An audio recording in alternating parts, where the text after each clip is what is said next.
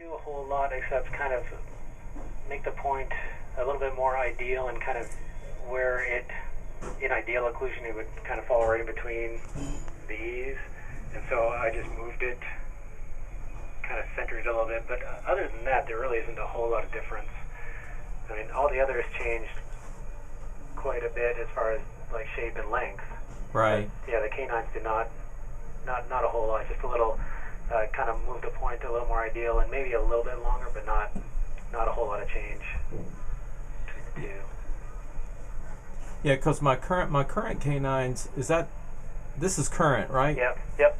Now, why is that one canine different color than the rest? Then? No, it's just where we are in the design process.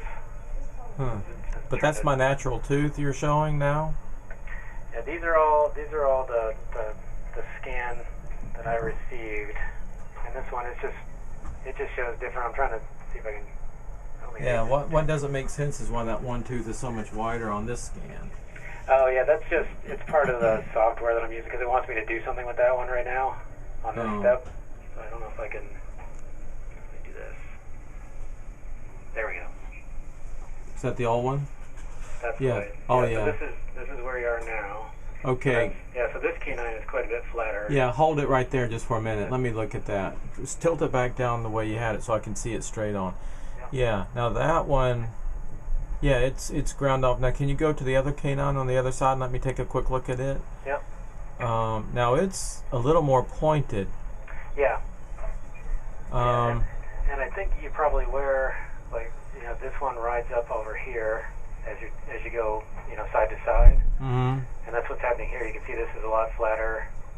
And that if you move your jaw side to side, those two surfaces probably wear against each other. Yeah. So that's what that is. Can you show me a view with the one that's more flat, the canine that's more flat? Can you show me now what that looks like with the crown? That's what this is. Now see, to me how do you get that point to stay out longer without it breaking? Is it because it's a crown you can do that? Versus a veneer? Yeah, definitely with a crown you'll have more strength, because the backside would hold on. If it was a veneer, the veneer would end right here and you could just pop it off. But it looks like you made the tooth longer, and I didn't know that you could actually make the tooth longer with a veneer, but it looks like maybe you can with the crown. That's my question. Yeah, you can kind of do it either way. A crown, I think, especially, I don't like veneers on canines, because when you move your mouth side to side, the canines is what your lowers will ride on. Right.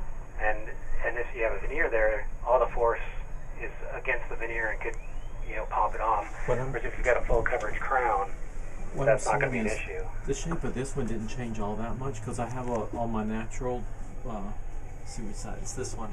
I got more of a point on that one. Yes. But on this one, it's flat. That one's flat. And so I like the way that looks. Okay. Because it makes a little bit more pointed canine. Right. I think that looks more natural than that flat. This is what I would do if they were my teeth. I would do these 4 teeth and add some tooth-colored filling to these 2 canines, and see how that went for me. That's my own personal opinion. And then I don't know what that means though, so help me understand it. When you so you would actually add length? Yeah, like bonding to restore that point. Yeah. And then if that worked fine, great, we're set. But if that point seems like it breaks off, you could always go back and do these canines. Do those 4 crowns and you put some bonding on those canines, and it works really well. Okay. Well, why don't we... And then the coloration where you put the bonding will match the coloration? Oh, yeah. Yeah, okay. And then, these you're going to touch that with a little bonding? We're going to do some bonding on the lowers, too. Yeah. Well, why don't we start with that? That way you don't have to mess with the structure of those teeth. All right. We can do the bonding first. If you think that, I'm sorry. The thing is that my smile, I do show a little bit of this when I smile, not a lot. I can't remember if you remember, Robin. Yes. But I show some of this, but I wanted to go wider. But I thought if I went wider, I want to go as wide as I can without looking too different. These, even though I've had these bleached, and they're much wider than they used to be. Oh, you mean with the color shades? Yeah, the Whiter, my teeth yeah. are still yellow, but they're way wider than They were. Uh-huh. In fact, my son looked at me. I have to tell you something funny real quick. He looked at me and said, "Your teeth when you smile, it doesn't look like baked beans anymore." I said, "That's what So you we thought can about blend me?" in the shades, right? We can do the canines, and we can blend in the shades Yes, with the good bleaching. number. Are you still there, Joe? Yes. Yeah. So what he's talking about, and correct me if I'm wrong, is that we bond on the incisal edge on the lower anteriors and on the canines first. Okay. Yeah, and just see how that feels to him, and then go and do the four uppers. Yeah, that makes sense to me. Yeah. I mean, that's certainly less invasive to start off with. Yeah. And then then if I want to